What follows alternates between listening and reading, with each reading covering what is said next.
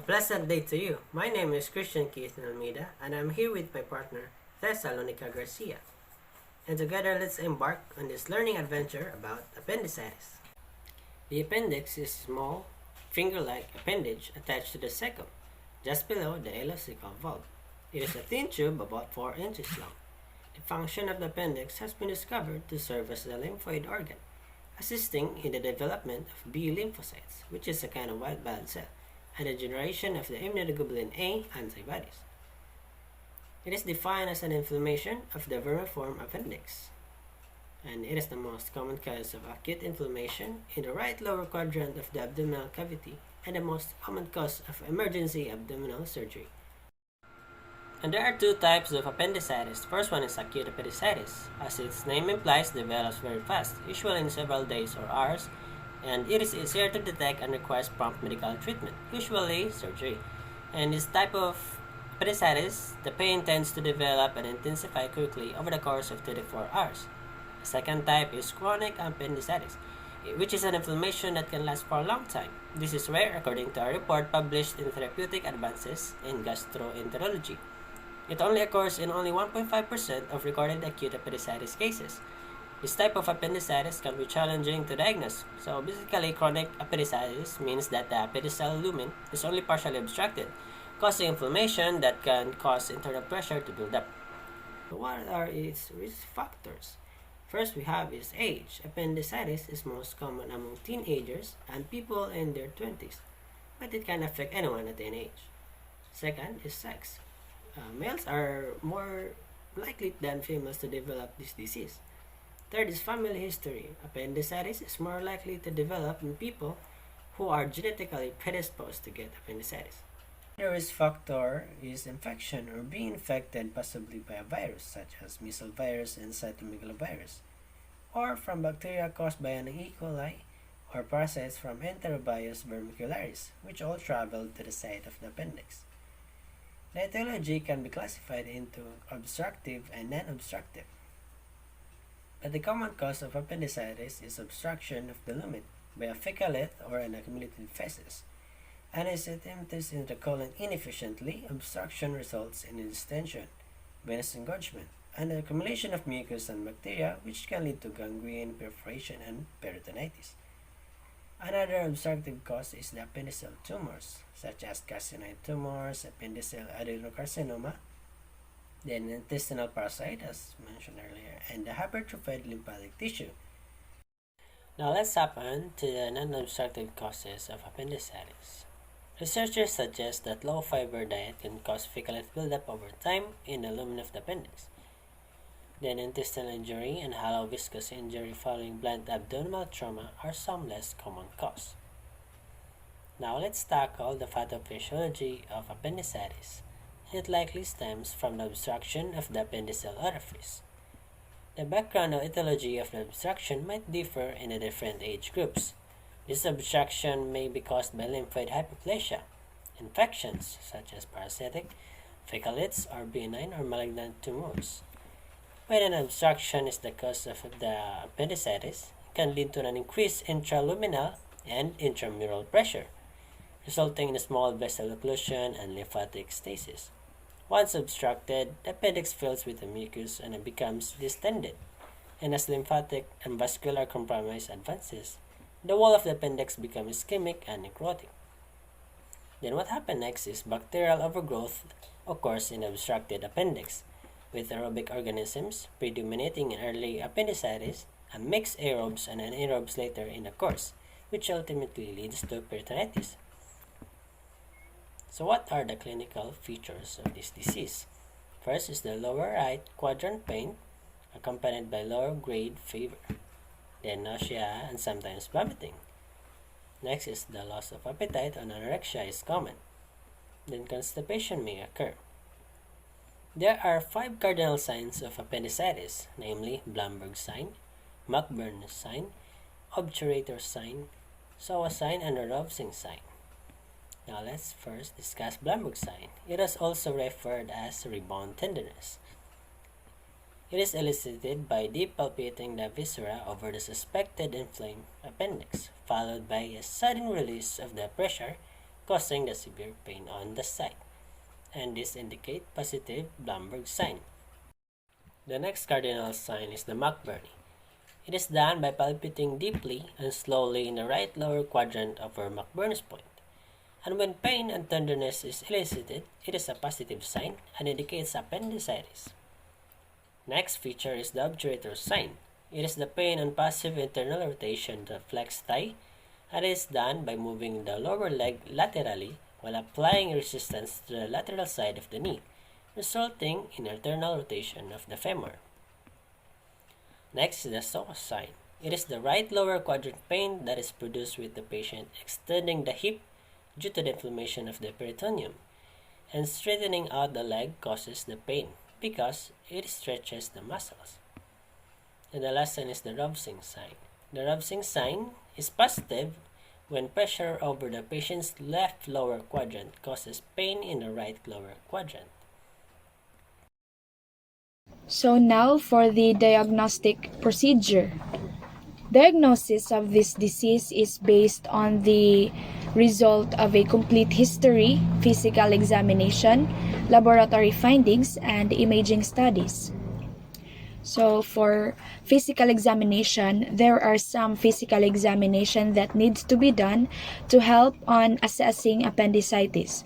So you need to find these 5 specific signs or findings to rule out appendicitis. So the first appendicitis sign to know is the McBurney sign. This is the bread and butter of recognizing appendicitis.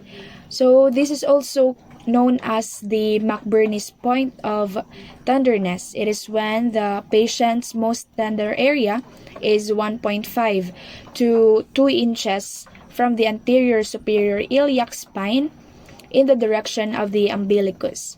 Okay, so where exactly is that? So draw an imaginary line from the anterior superior iliac spine to the navel, and approximately 1/3 down the line closer to the iliac spine is the McBurney's point. So if you press generally in the right lower quadrant and they are tender, appendicitis should be high up in the differential or laboratory of the patient.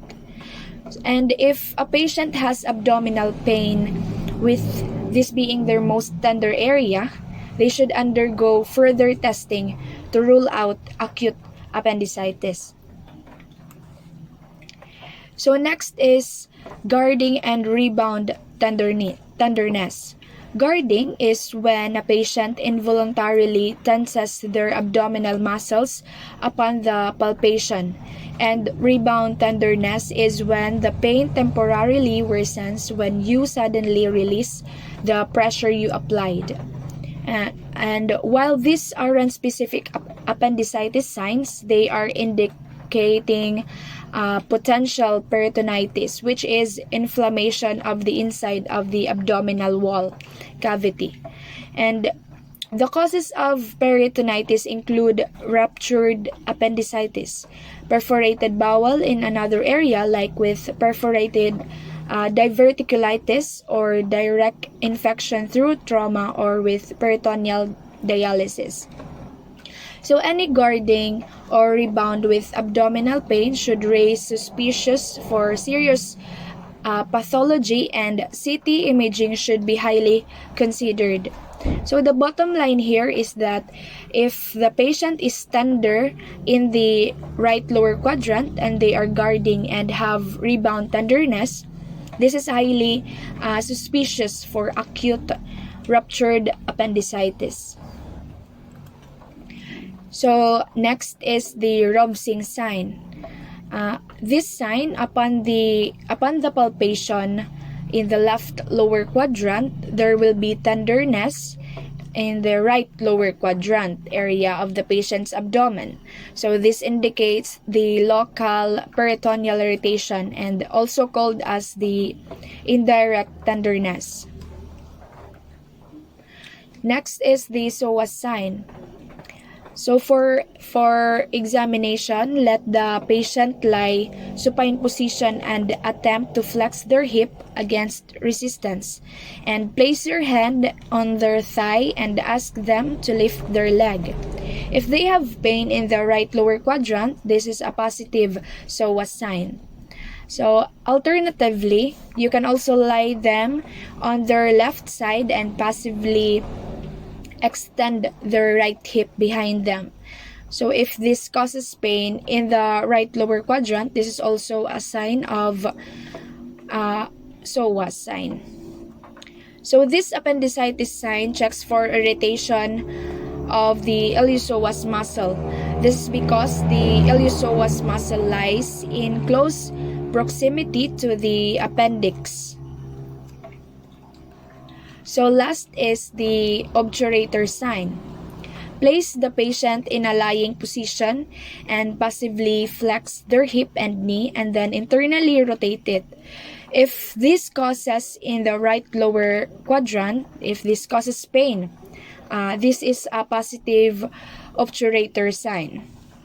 So sometimes the appendix lies in close proximity to the right obturator internus muscle.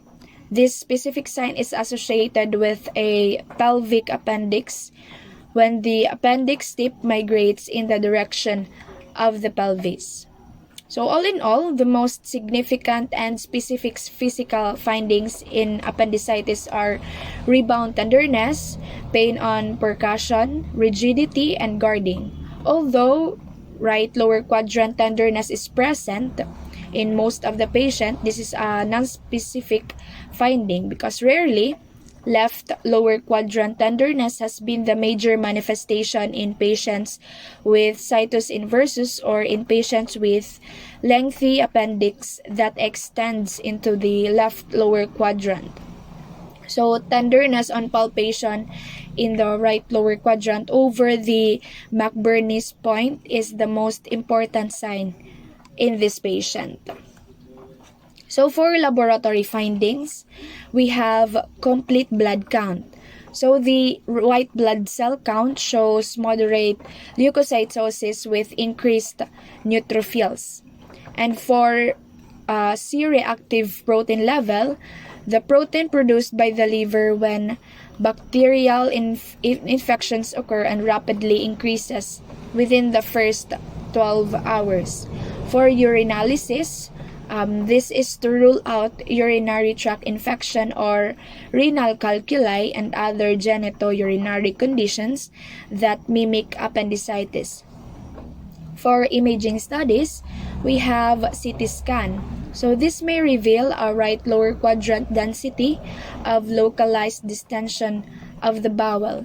For the abdominal X-ray, this is to visualize shadow consistent with fecalith in appendix. And lastly is the transvaginal ultrasound. So next is the surgical management. So the surgical management for appendicitis is appendectomy. This is basically removal of the appendix. This is to perform as soon as possible to decrease the risk of perforation and typically performed using general anesthesia with either a low abdominal incision or laparotomy or by laparoscopy. But cases such as having an abscess formation that involves cecum or terminal ileum, the procedure may be withheld until the mass is drained.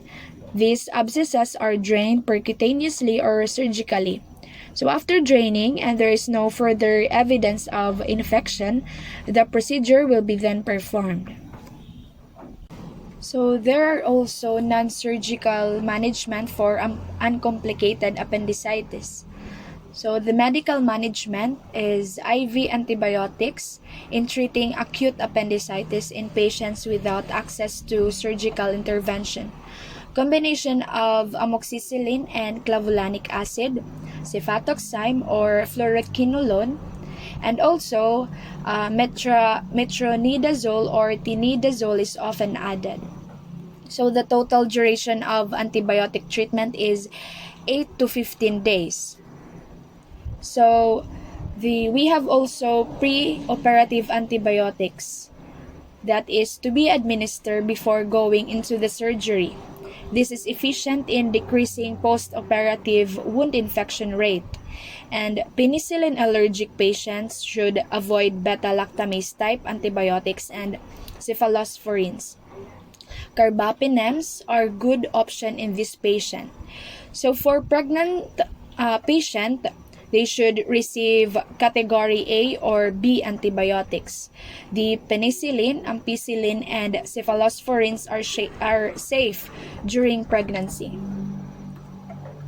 So now we go to the nursing management. So number one is to prepare the patient for surgery. That includes IV infusion to replace the fluid loss, promote adequate renal function, antibiotic therapy to prevent infection, and administration of analgesics for pain. Next is ice the site of pain and maintain the semi-Fowler's position. This is to help reduce pain while the diagnosis is being made. So number 3 is patient must be kept nothing per RM and hydrated intravenously. And also, enema is not given because it can lead to perforation. And we must encourage the patient to ambulate the day of surgery to reduce the risk of atelectasis and thromboemboli or VTE formation. And after the surgery, the patient is usually NPO until the GI functioning returns. And if appendix has ruptured, the patient may have an orogastric or nasogastric tube placed to decompress the stomach. And then position the patient in a high Fowler position to reduce the tension on the incision and abdominal organs, helping to reduce the pain.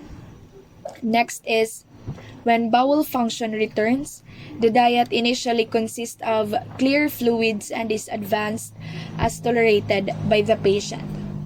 So number 9, urine output is monitored to ensure that the patient is not hampered by post-operative urinary retention and also to ensure that hydration status is adequate.